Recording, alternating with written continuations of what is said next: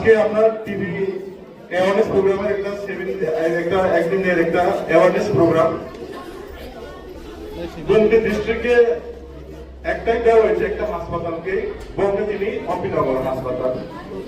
অন্য কোনো হাসপাতালকে দেওয়া হয়নি। একটা আমাদের যে